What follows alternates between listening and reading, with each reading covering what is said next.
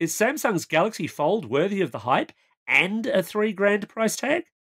And why is Huawei turning back to Android after flirting with HarmonyOS? And can we really trust biometric authentication on smartphones?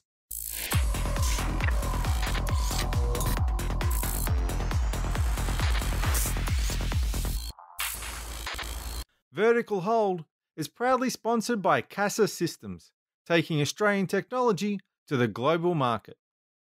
Welcome to Vertical Hold, Behind the Tech News, where we talk to Australia's leading technology journalists to get the stories behind the news of the week.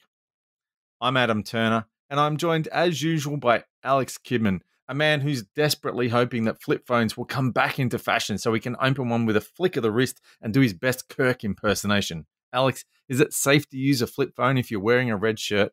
Look, they use them all the time on Blake 7 and they all survived, right? Speaking of phones with hinges that may or may not survive, this week Alex ventured to the Galaxy Fold launch where he caught up with, we'll call them Fairfax technology editor Tim Biggs. But before that, we're chatting to Whistle Out Australia's managing director. I wish. Not managing director, I think I just gave you a promotion. Big promotion there. Yeah. But before that, we're chatting with Whistle Out Australia's managing editor, Alex Horosh, about the latest in Huawei's ongoing saga with the Android trade ban. Alex, welcome back to the show. Hey, Adam, how's it going? Yeah, good. So we've made an executive decision to do away with our short news items at the start of each show and jump straight into things. We'll see how that goes for a while. So, Alex, as in Mr. Horosh, Huawei has risen to be one of the major smartphone players alongside Apple and Samsung, which is really bad timing in that it's been caught up in this escalating trade war between the US and China. And Huawei was talking about walking away from Android in favor of HarmonyOS, but now it's changed its tune. What's the story there? Yeah, it's not a great situation for Huawei, is it? So Huawei earlier this year unveiled its own operating system, which was meant to be a plan B for its smartphones. And now their president of global media and communications said that a viable alternative to Android's operating system will take years to complete. And it's always a little hard to put a lot of credence in Huawei PR statements because they change so often. It's just, there's been a lot said about whether or not HarmonyOS is a viable alternative.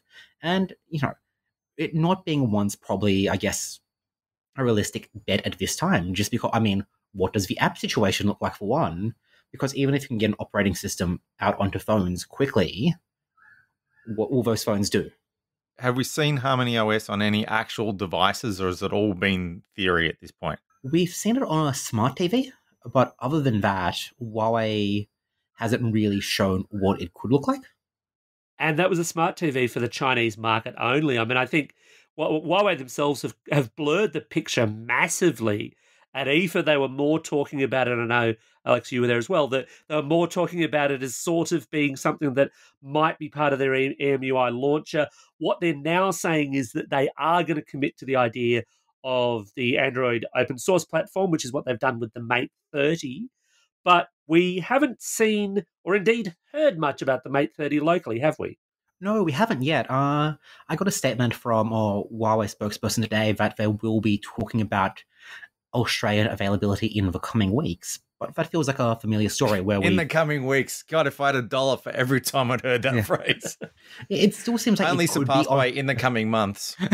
Of course. It could still come to Australia. If it does come to Australia, it probably won't be a very wide launch because, the question is, who's going to buy an Android phone without Google mobile services?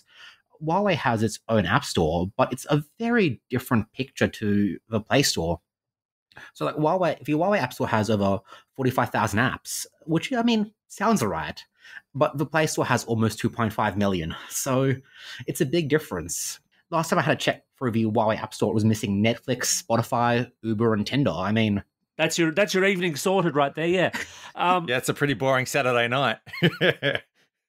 This is the thing. They've now said, oh, look, we're going to look at our own suite of applications of duplicating all that Google stuff that we can't put onto phones. But I wonder there's probably a market, I suspect, in much cheaper phones, in those people who just want, oh look, it just has to browse the web, it just has to kind of be there and take calls. Mm. Maybe for that, not having those Google services isn't such a killer problem.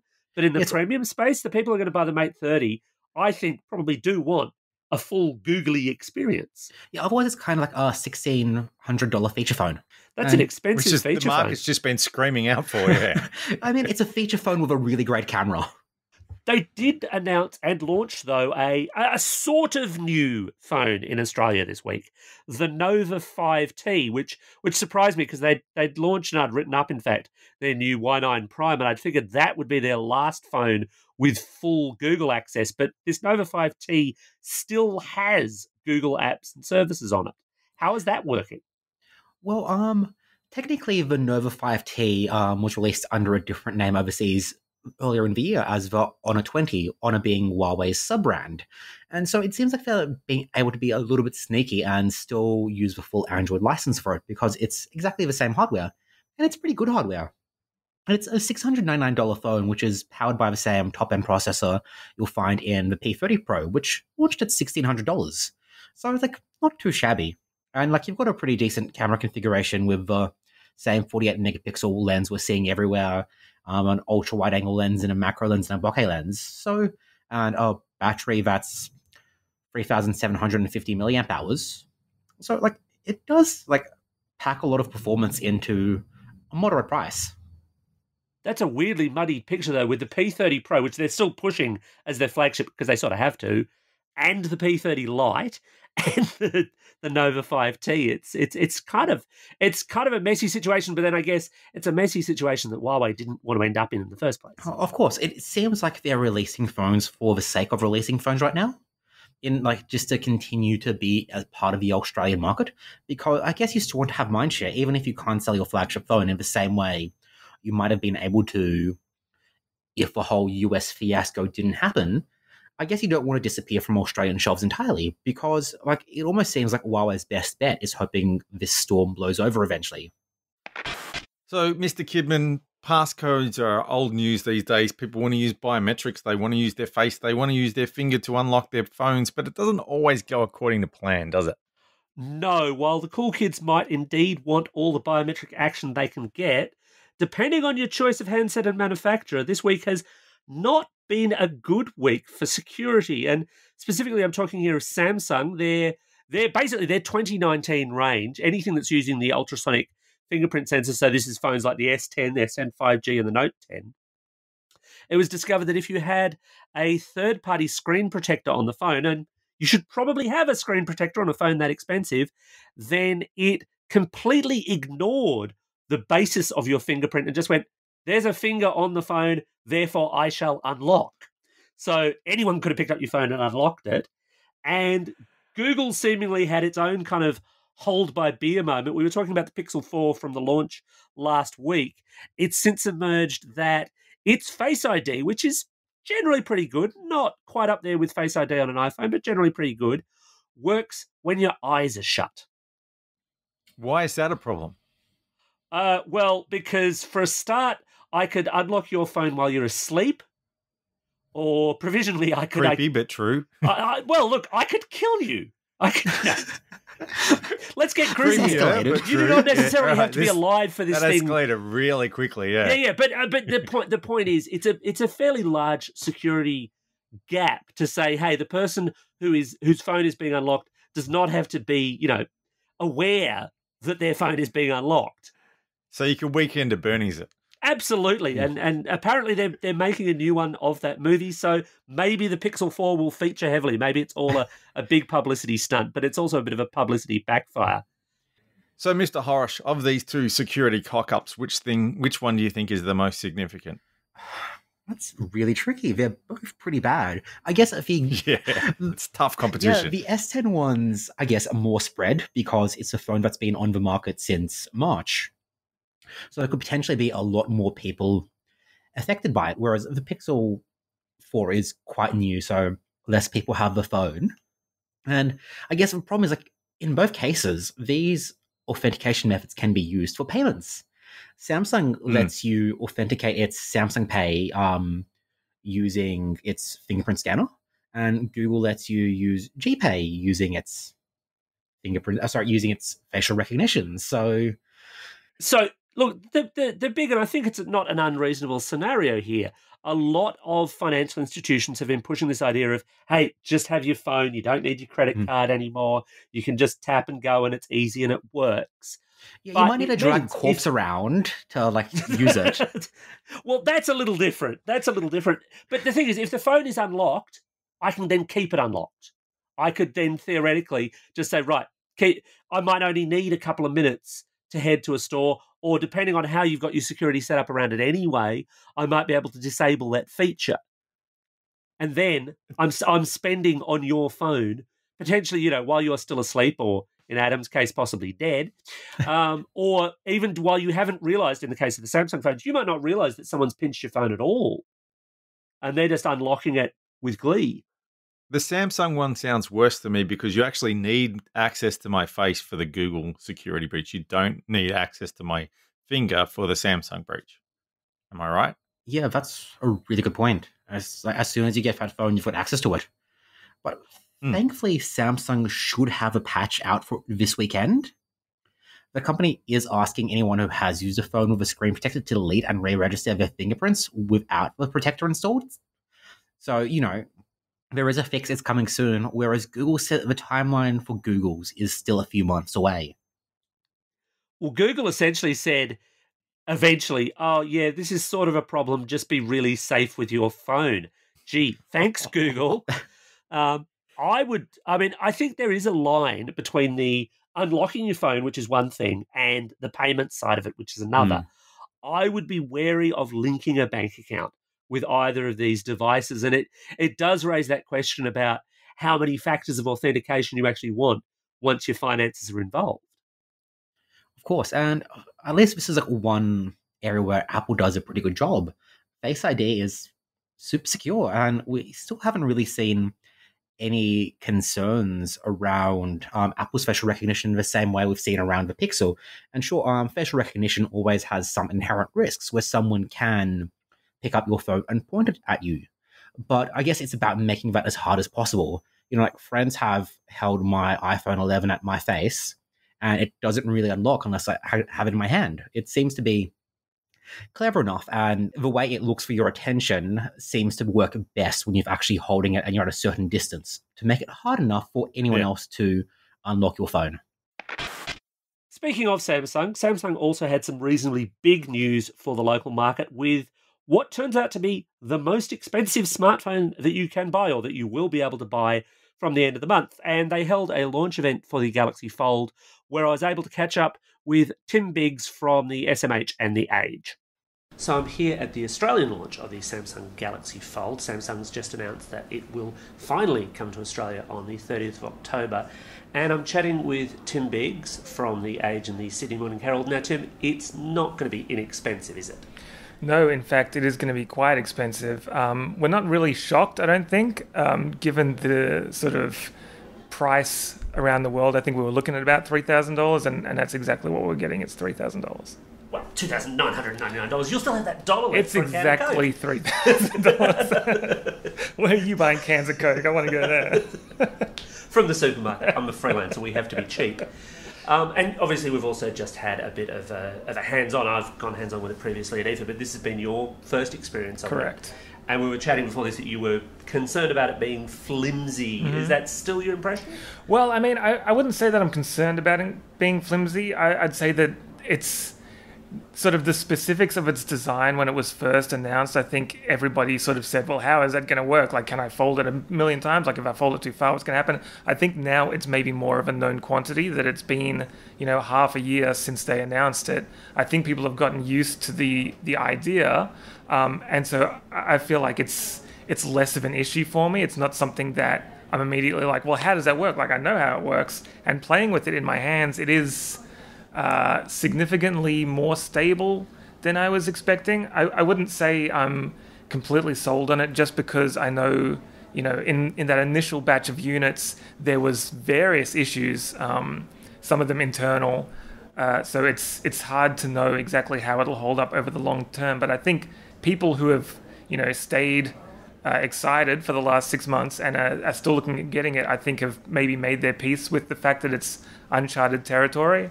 From first glance, though, and first touch, though, it is a lot more stable than I was expecting. Samsung says they're kind of pitching it towards luxury buyers, and I think, well, my impressions at least, when I first got to play with one, is that it does have that kind of nice feel to it when you first kind of open it up. Am I alone in that? No, that's true, and it's a lot nicer in person than it is in pictures, which is often the case. For example, the front screen is, if you're looking at the specs, it's extremely small. Like it's like pre-iPhone 5 small. But in actual use, that's just the screen you're going to be using for glancing at or for getting notifications, getting calls.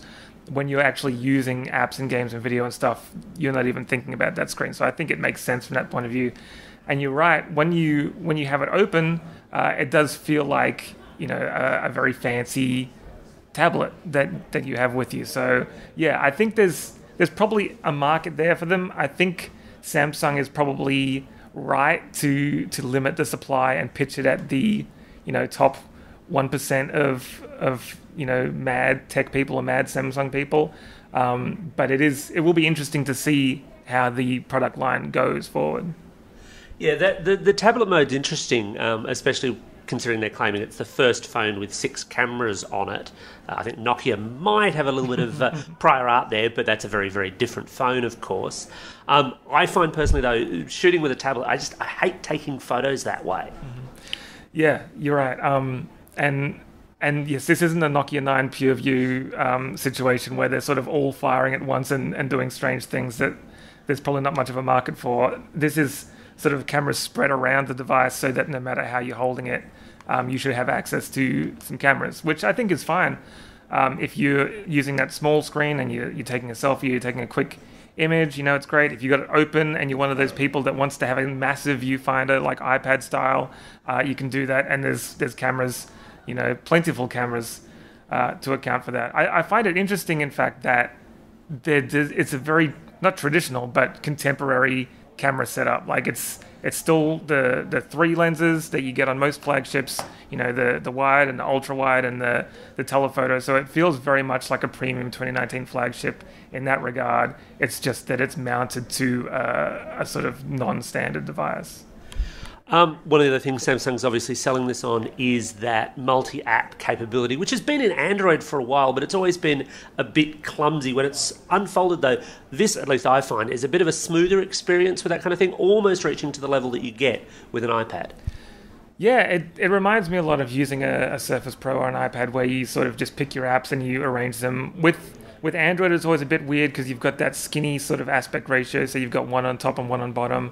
Whereas this, you can sort of spread them out, sort of one long one on the side and then 2 square ones. So, yeah, it works fine. And, I think a big part of that, too, is the internals. Like, it's got 12 gigabytes of RAM, which usually I would say is unnecessary. But if you're running 3 apps, or if you're pushing, like, a full screen in something intensive in 3D, I mean, it makes sense. So I think they've taken care of that aspect of it. It is a very slick and streamlined experience for the apps that support it, mind you, and it'll obviously need some testing once we have access to the entire library of apps to see which ones work and which ones don't. I did notice when I was just testing that the Gmail app was fine on one side, but when you squished it to the other side, a lot of the sort of prompts and options were missing because it was squished so small. So I think it'll take a bit for developers to get behind it.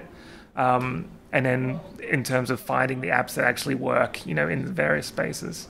Yeah, you can go quite nuts with that, adding quite a lot of apps if you like.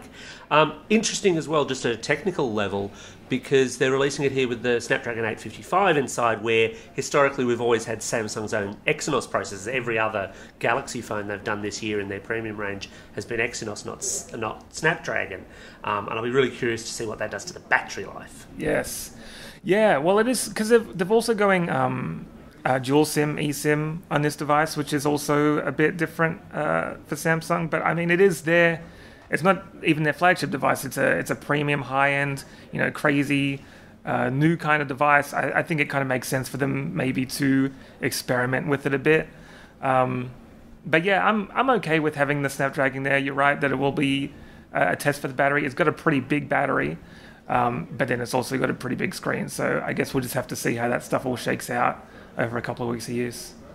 They're also doing something kind of interesting in terms of the marketing and availability. We live in an online world, but you actually won't be able to buy the Galaxy Fold online.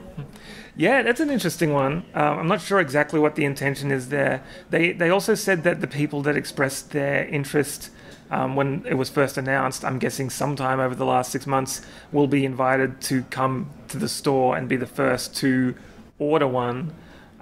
So I think maybe it's just a move to make sure that the people that really want it, the people who are going to be evangelists, the people who are super crazy about it, are the ones that actually walk out of the store with one. You're not going to have people online sort of taking them in or buying, them by the box full to resell. They really want to seed it to the most hardcore people, the people who are most likely to show it off and talk about it and get other people sort of envious. And surprisingly for a foldable phone, it comes with a case, doesn't it? Well, I mean, yes, it does. It comes with things. I don't know. I don't know if I'd call it a case. It depends on your definition of cases. It comes with 2 bits of plastic that snap on either side and make it a significantly less attractive device. A lot less attractive. Let's be blunt here. It's ugly. I mean, it's there if you... The good thing about it is it's easy to take on and off. So if you want to put it on, you're throwing it into a bag of broken glass or something and you don't want it to get all gummed up, it's fine. Other than that, I don't think you're going to be putting a case on it. It feels very hardy on the outside. I think if you're spending this much on a phone, and Samsung has said that they're going to take care, I'm doing air quotes, take care of the people who buy them. I think you're probably going to be okay without putting a flimsy bit of whatever that is on the outside. You've now made me want to throw one into a bag of broken glass just to see what would happen. See what the sound's like. But I suspect Samsung might be unhappy if I return the review unit with chunks of glass in it. I'm guessing there. Yeah. Thanks for joining us for the show, Tim. Now, if people want to find you on social media, where will they grab you? No worries. Thanks for having me. You can find me at Tim Biggs on Twitter. And online, they can find your work at smh.com.au and theage.com.au. Well, that's just about it for another episode of Vertical Hold. What do you reckon? Is biometric security on your smartphone a must-have or a must-not-have in your opinion?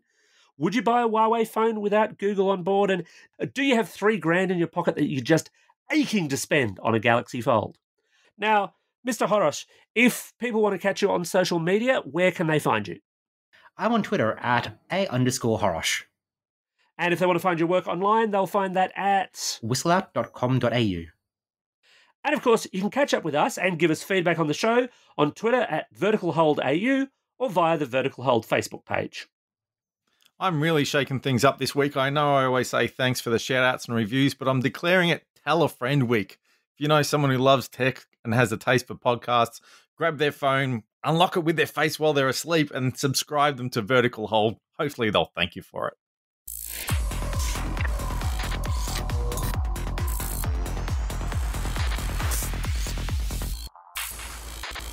Vertical Hold is proudly sponsored by Casa Systems, taking Australian technology to the global market. I guess that's kind of a contrived scenario where someone, sorry, I lost my train of thought there. Too busy thinking about killing me and scanning my face and wearing my skin and going down to the shops.